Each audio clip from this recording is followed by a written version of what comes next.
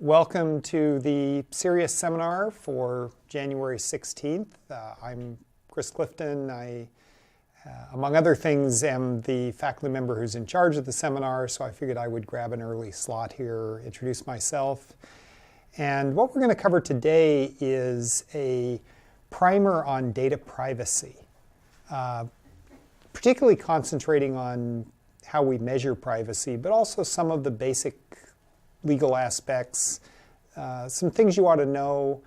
I suspect we will have more talks later in the semester that go into more detail on privacy technology, and hoping to get you up to speed so that you'll be prepared for those.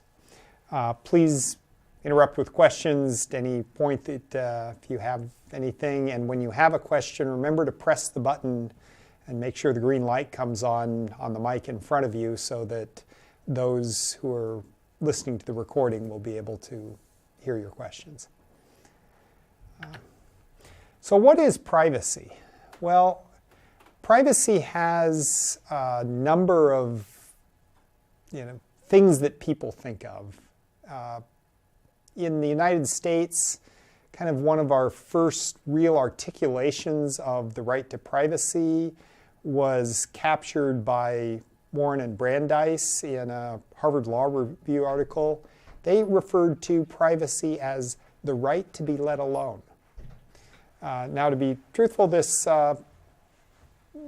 statement is, they don't claim ownership. They actually cite a previous text that had made that statement, but they were really the ones who made it famous as being a clear statement of what we consider privacy in the US. So in the sense, from an information security point of view, that means my information is protected so that it doesn't adversely affect me in the future. That I'm let alone in a sense, that I'm not having these things come back and bother me. Control over data. My information is only used in ways that I approve of. People make information available on Facebook publicly, but then they feel their privacy is violated if it's misused. So it's not just about keeping data secret. There's more to it than that. So some of the issues: disclosure and sharing of information. What do we mean by approved use? What recourse do we have if privacy is violated? These are some of the issues. So here's a more modern view of the goal of data privacy. This is from the Charter of Fundamental Rights of the European Union. Now, everybody hears today about GDPR. How many of you have seen things that have been done because of the General Data Protection Regulations? How many of you all start seeing these web notes saying, please accept our use of cookies? That's a result of an interpretation of what GDPR requires. Now, GDPR is a long document that is basically trying to enforce this one clause in the Charter of Fundamental Rights of the European Union, which basically says that everyone has the right to protection of personal data concerning him or her. Note, not about or by or owned by or anything, it's concerning. Such data must be processed fairly for specified purposes on the basis of consent of the person concerned or some other legitimate basis laid down by law. Everyone has the right of access to data which has been collected concerning him or her, and the right to have it rectified. So, a lot of things that come up here. What do we mean when we say data concerns an individual? What do we mean by protected, by consent? Does this, you consent to use of cookies, click here. If I don't click there, have I not consented if I continue to use the website? Do you think they're not doing anything until I actually click on that? Yes, there are some sites which give you a yes or no option, but a lot of them it's either accept or the banner stays there. And those are the only two options. What is access? What does it mean to rectify data? So these are some of the issues that come up. Some of the obvious answers: data concerning an individual. It has your name, has your address, has identifying information. Protection. It's only used or accessed in expected, intended, authorized ways. Consent. You know and agree to what is done with the data. Access or rectify. You can see the data. You can correct the errors. Turns out these things are not that simple. And there's a lot of things that would fall apart if we just looked at these obvious answers, both in terms of privacy and in terms of being able to use data to do things we really want done. But just some examples of where this gets difficult. Let's look at an example of consent.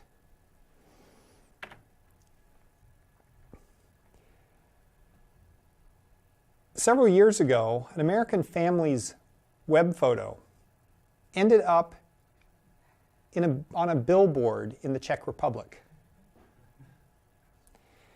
They only heard about this when a friend traveling in Prague saw them on a grocery store poster. How did this billboard in Prague get their photo?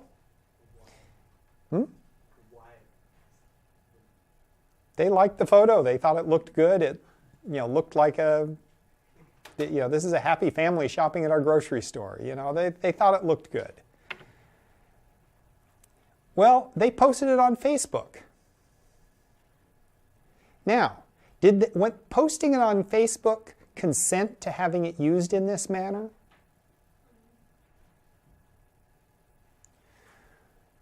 Well, the Smiths, in a sense, had consented to this sort of use.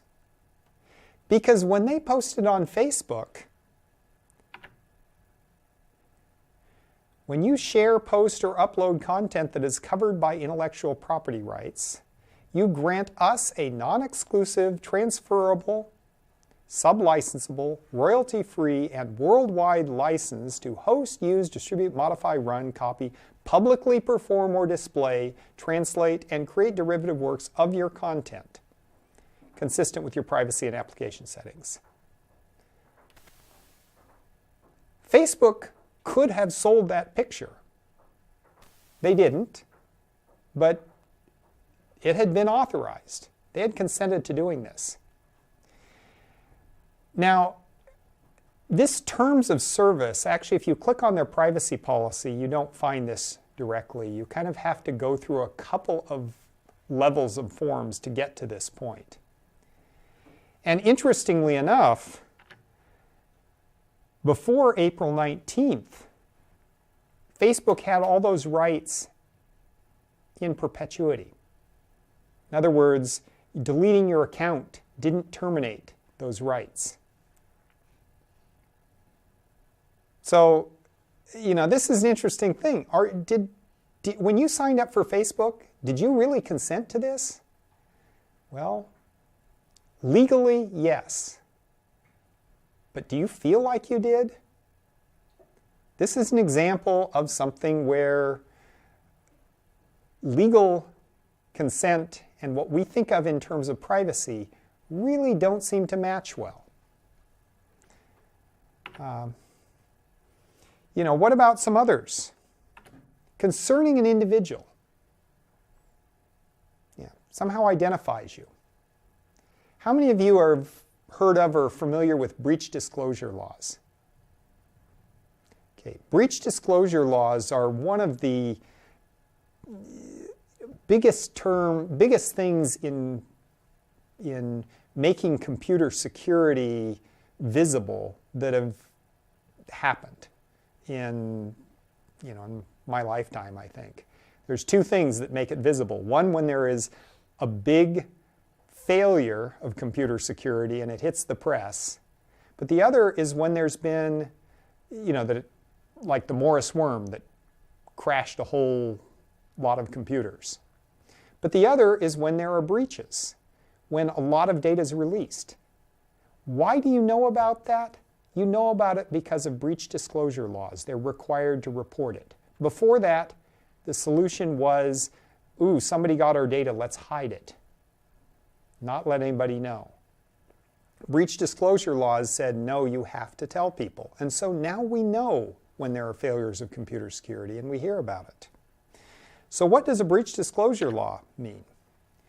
Well, this is the Indiana code, which is fairly typical. It's concerning an individual either if it's a social security number that is not encrypted or redacted.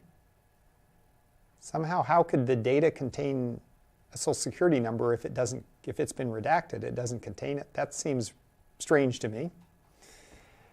Or personal information is first and last name or initial and last name and one or more of the following data elements: driver's license number, state ID card number, credit card number, financial account number, or debit card number.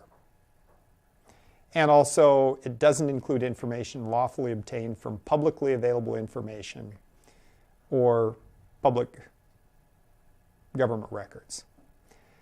Interestingly enough, some other codes like the Indiana Code on Spyware Prohibition has a different definition for what constitutes personal information. But you think about this, I mean, somebody could put out your name, your address, and all kinds of compromising information on you.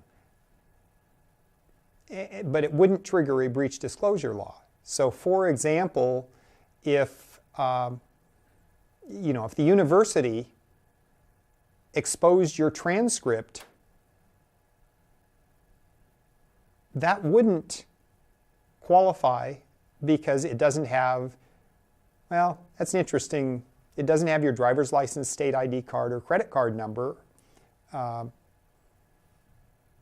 That's not a breach.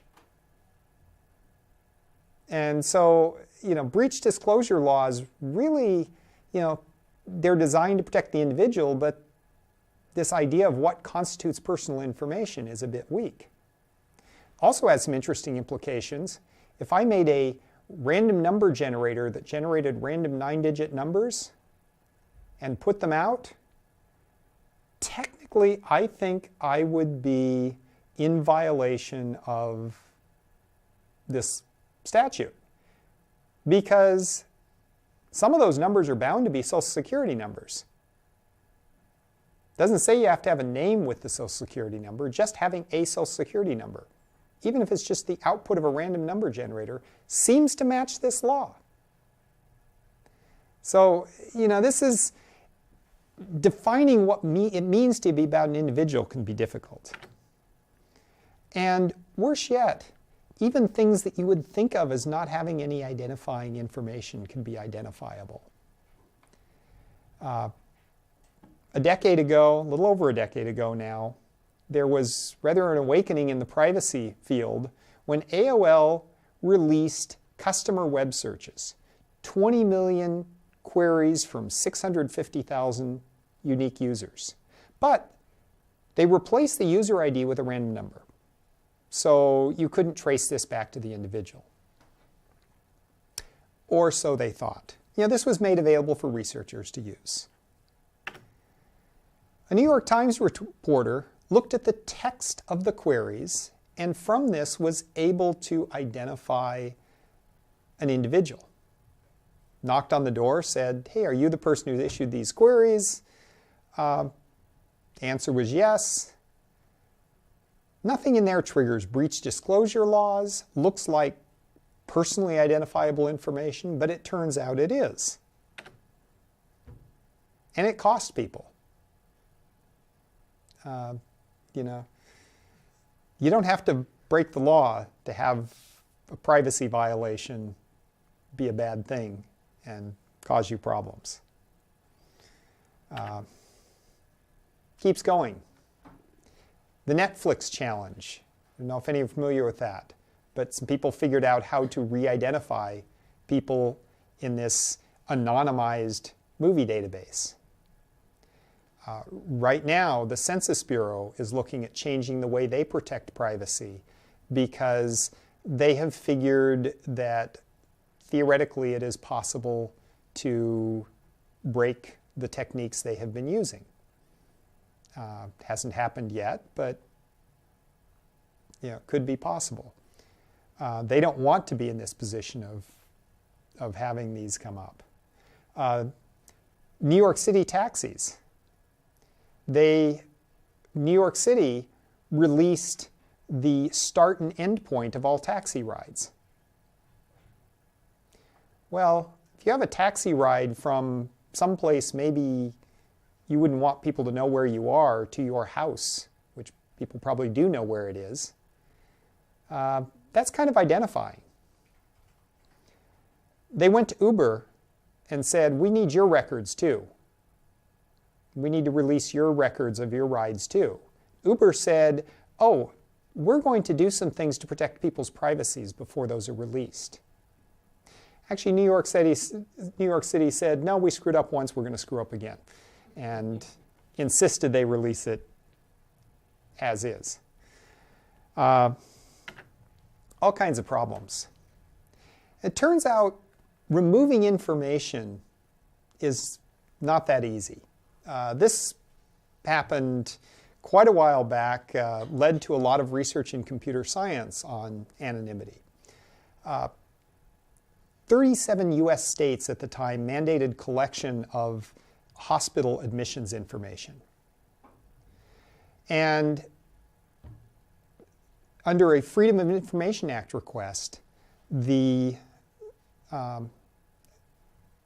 newspaper in Massachusetts requested that anonymized information on hospital admissions. Well, luckily the judge said, I'm not sure about that, went and happened to know Dr. Sweeney and said, hey, can you come in and testify on this, whether you think this is a reasonable thing? Well, she went out and purchased the voter registration list for Cambridge, looked and said, the voter registration list has zip code, birth date, and gender. The medical data has zip code, birth date, and gender. And guess what? 69% of people in the US are unique on just postcode and birth date. Once we add gender, it's 87%. It means most people were able to be re-identified, including, for example, oh, this is the hospital admission record of the governor. Needless to say, the newspaper did not get their information under that Freedom of Information Act request. They realized that was a problem. She also came up with a solution to this in conjunction with Pierangela Samarati in Milan. The idea of canonymity was that any combination of values must appear at least k times in the data. The idea is that you don't know which record belongs because any of them are equally likely.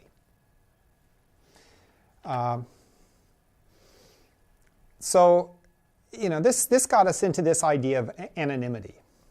The goal of anonymity is to basically ensure that given data, you can't figure out what individual that belongs to. And this is handled in GDPR, for example. They define personal data as any information relating to an identified or identifiable natural person.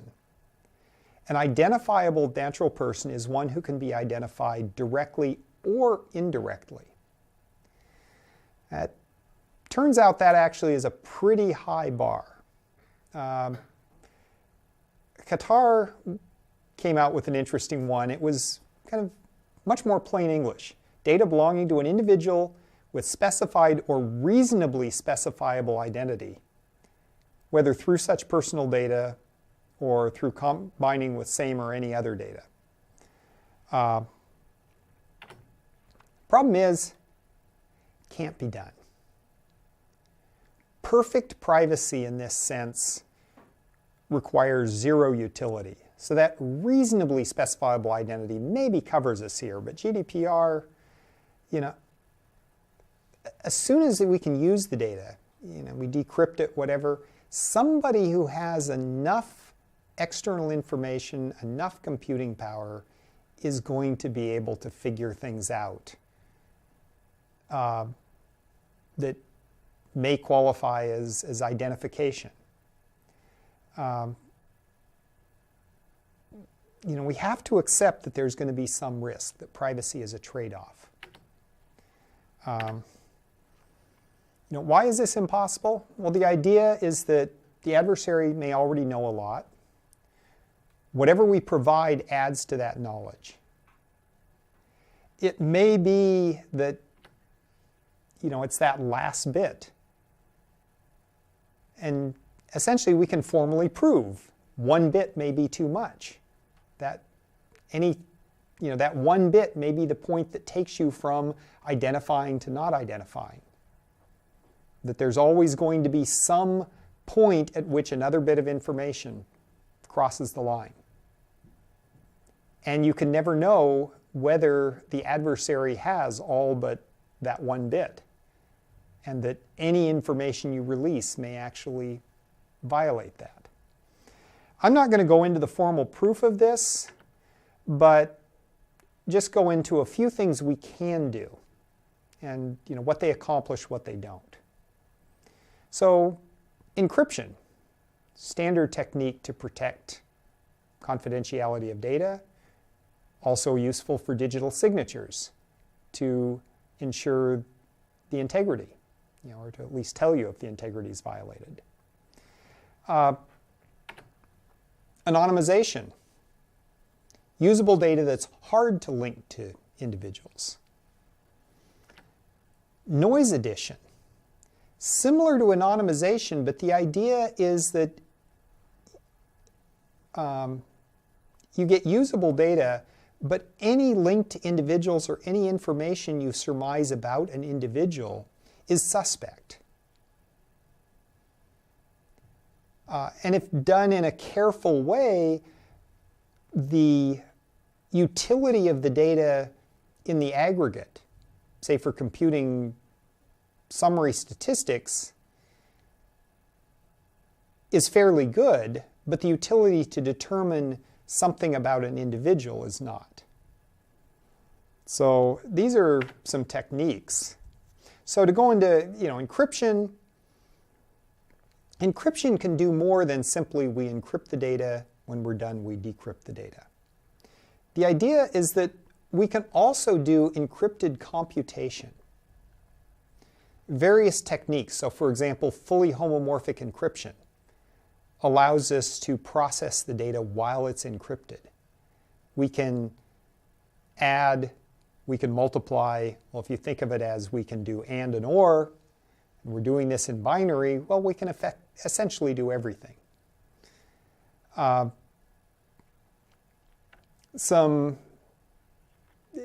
going beyond that, we have things like, can we actually protect the computation being performed? We don't even know what someone's doing with the data. So this is open research area. There's a lot of research prototypes to do many data processing tools using these techniques. There's a lot of things still open to do.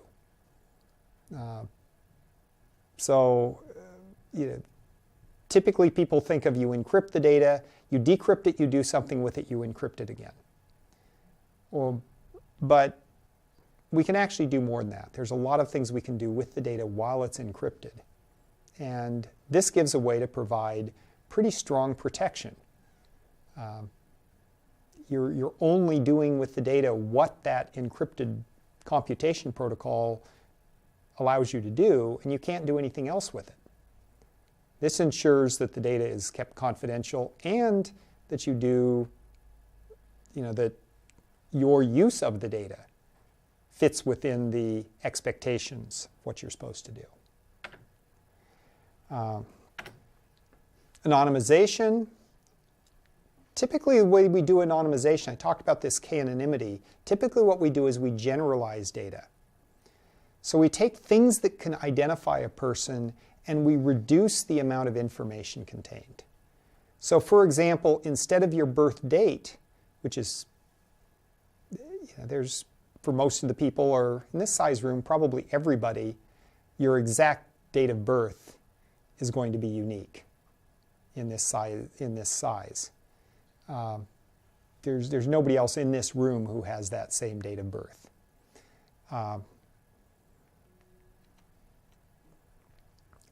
What if I just gave year? Well, for several of you, there may be somebody else in the room with the same birth year. For a couple of us, probably not.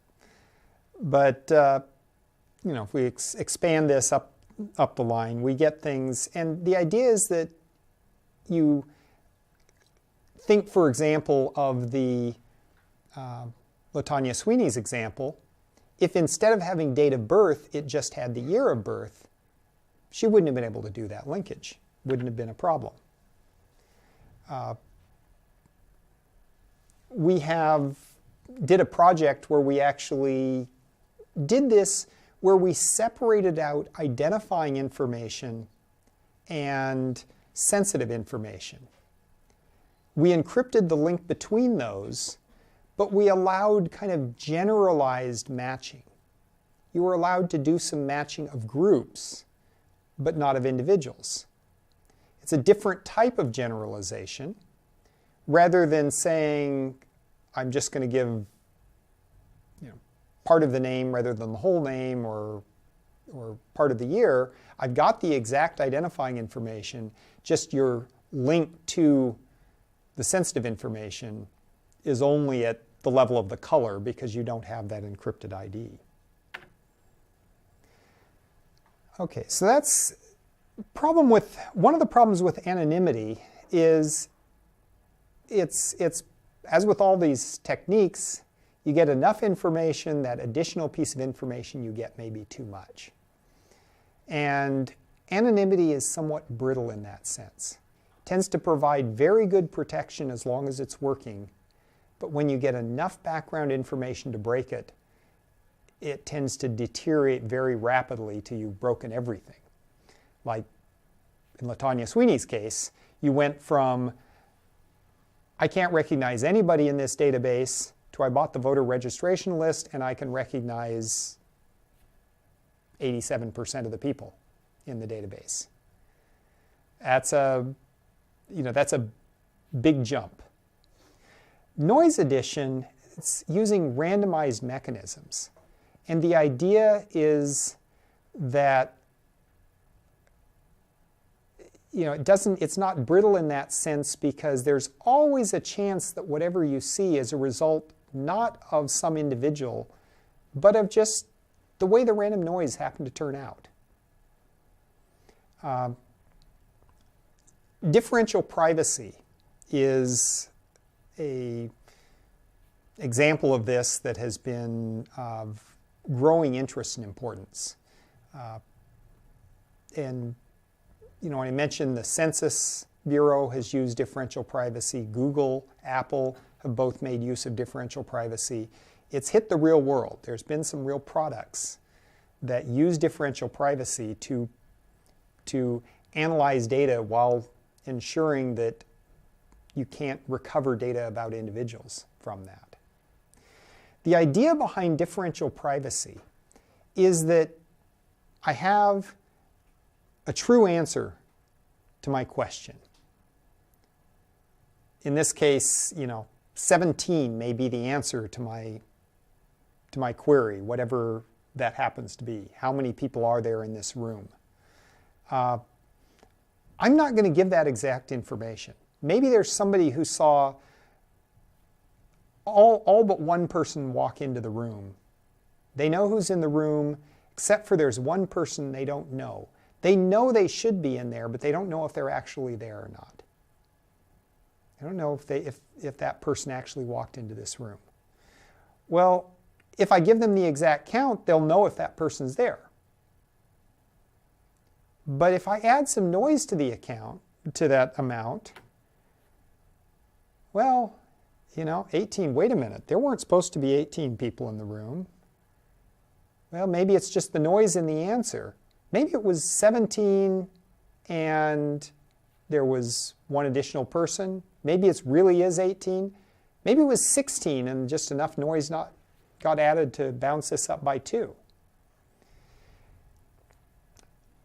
So that's the idea, is that, and the key behind differential privacy is that the change in your answer based on the noise should be large to the change that happens from changing an individual in the database. So if I remove an individual, I should still get about the same answer. That the noise, the difference in the answer from the noise is different from the answer based on the data. And the other is that it needs to be large, or that needs to be any individual. Any individual who could potentially be part of the data that I'm computing the answer on.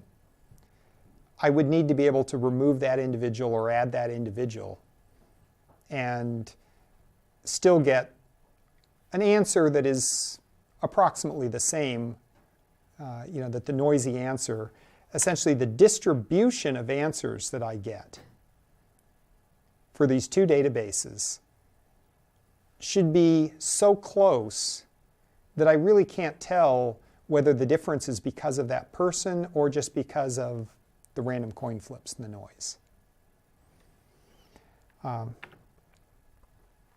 And the difference there is bounded by this e to the epsilon. That epsilon is our privacy parameter. So how do we do this? Well, there's a couple of ways. One of the simplest, most well-known, primarily something used for numeric answers, is the Laplace mechanism. The idea is that we add noise from a Laplacian distribution. What we're going to do is we're going to take our true answer and we're going to add noise which is from a Laplacian distribution where essentially the width of that Laplacian distribution is determined by two things: what's called the sensitivity of the data and our privacy parameter epsilon.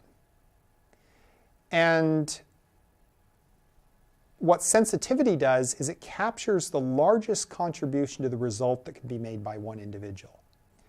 Basically what we're going to do is we're going to compare any two possible data sets that differ by one individual and say what are the answers on those two, and the largest such number is the one we're using. So for example, if I were to say that my query, my F, is the count of people in this room, how much could that change if one person walked out of the room? Yeah, I heard the answer out there, 1.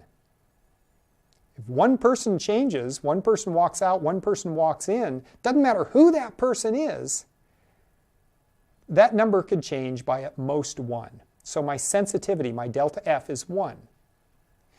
What if I said my answer is going to be the sum of the ages in this room?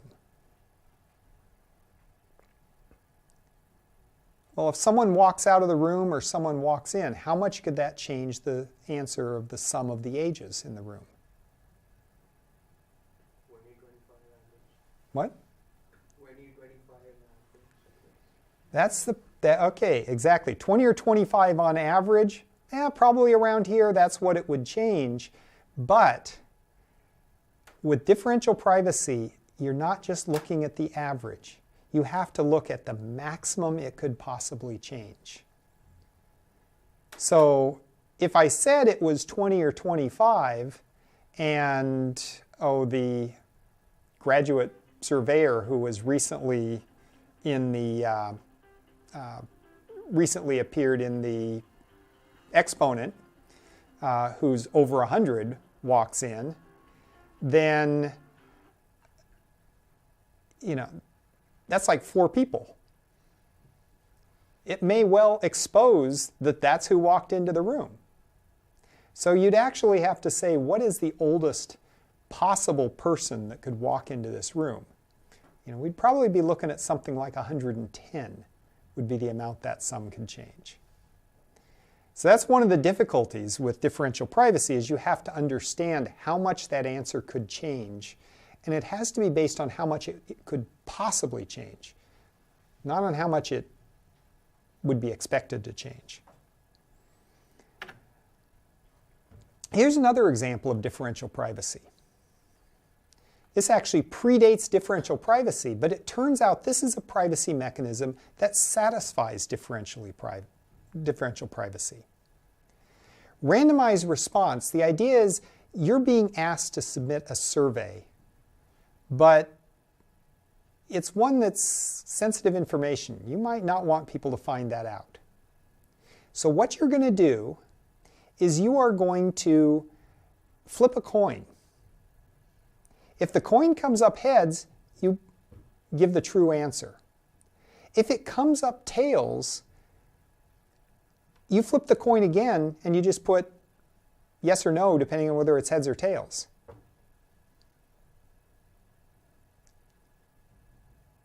The true answer for an individual with a 25% probability, it's what you're looking at as an answer. Well, no. If you see a yes, there's a chance that it's a true yes, but there's a chance that it's a coin flip. With 50% probability, you're seeing the result of a coin flip. With 50% probability, you're seeing the true answer. So it's really tough to tell what you're looking at. But if we average this over a lot of people, then we can show that we don't just take the answer that we get, we modify that answer. We take 1/4 times 1 minus that average answer, plus 3/4 times the average of the private answer, and that actually gives us our true answer. And you can prove that this works out. The variance is higher than if we just gotten the true answer from everybody, but the expected value is the same. And it satisfies differential privacy, in this case with epsilon equal log of 3. A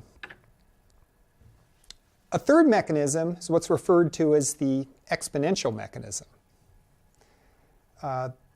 Exponential mechanism where x is your data, u captures how much a given result distorts the outcome for the database if I give the wrong result. And delta u is sensitivity. What we're going to do is we're going to select an R with probability proportional to that value. So with most likely, we're going to select something that is the correct result. But with some probability, we would select something which is less likely. So this would work for like categorical variables. If you're doing, say, a classifier that says whether, that's, say, in facial recognition, that says which person the face belongs to. Well, to satisfy differential privacy, I would have to have that sometimes give the wrong answer using this formula. Now remember, the privacy we're protecting here is not the person whose face is being classified right now. It's the people who were in the data set. So what this would say is I could have my facial recognition software say, oh, that person is Chris, and it may be that Chris wasn't even in the training data to begin with. It just is kind of taking a wild guess. So you never really know, how correct this is.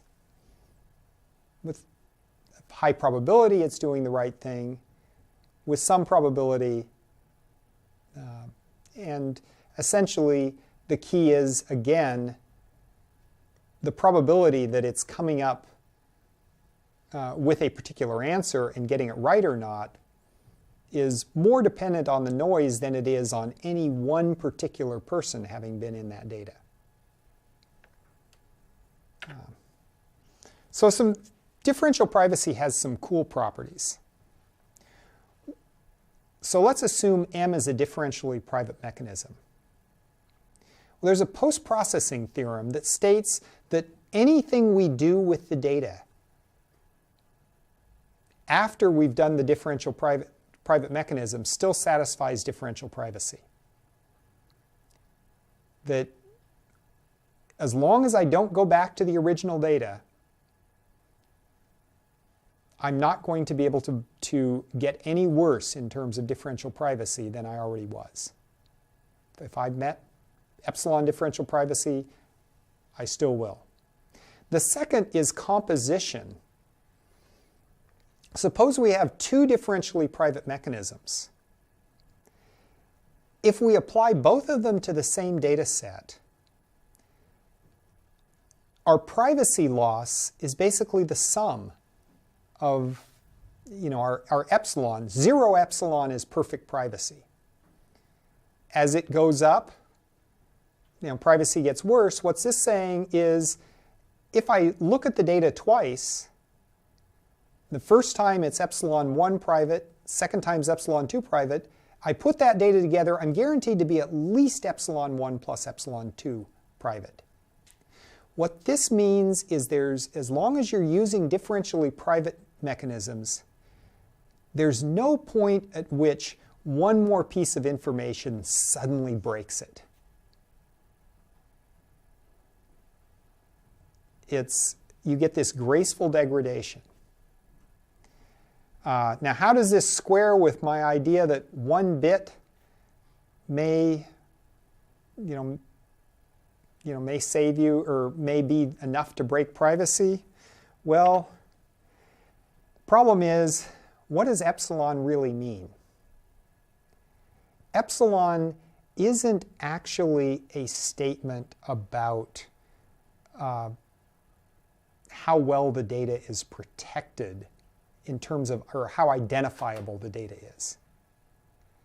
It's actually a much more subtle and kind of hard to understand thing. So there's been a number of attempts to try to explain this. We did a paper a few years back called Differential Identifiability, where we were saying, well, our real goal would be to bound the probability of identification. So can we do this in a way that makes sense from a differential privacy point of view? The idea here was, let's come up with this definition which looks like differential privacy, but speaks in terms of identification.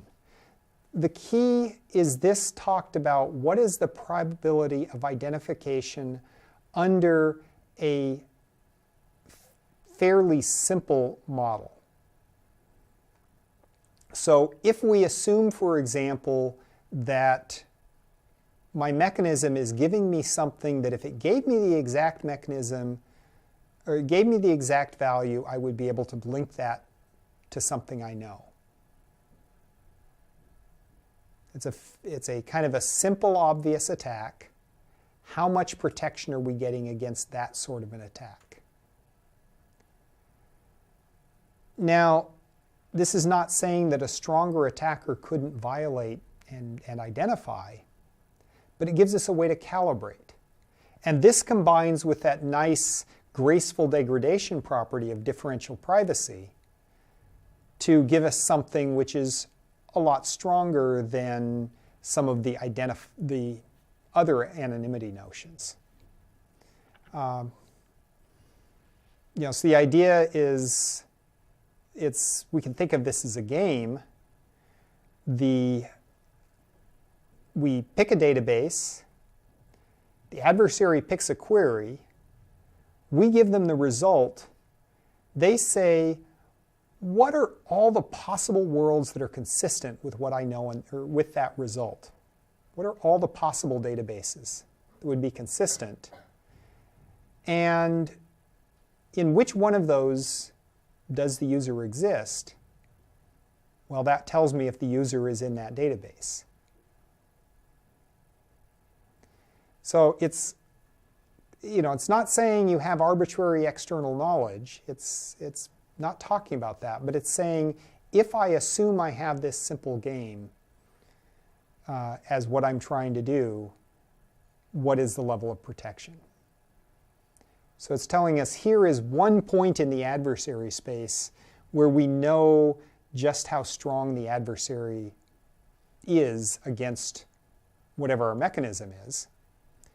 And we calibrate our epsilon so that we get that point to be where we think it's reasonable.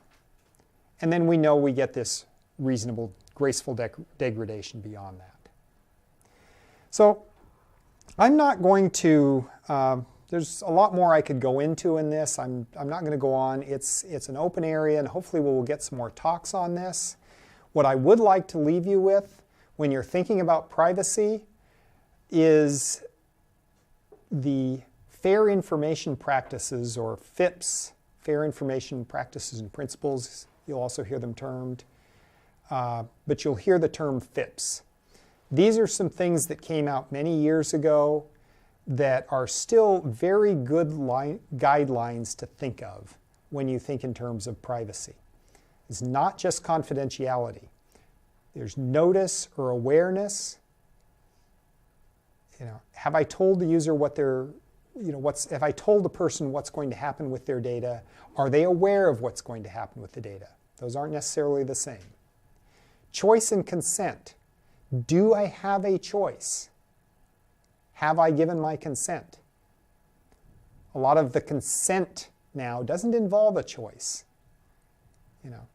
Walk into a doctor's office. What is your choice? Sign this form as a consent form. If you don't sign it, are they going to treat you?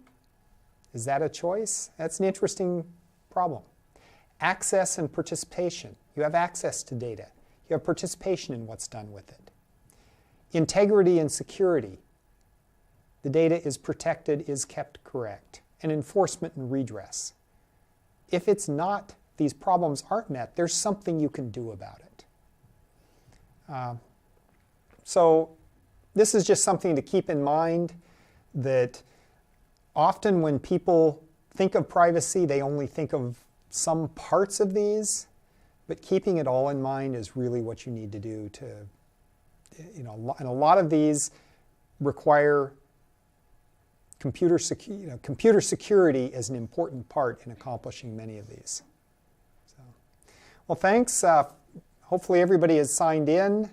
If any of you have any questions about the class itself, I will let me know and we can talk afterwards. So, thanks.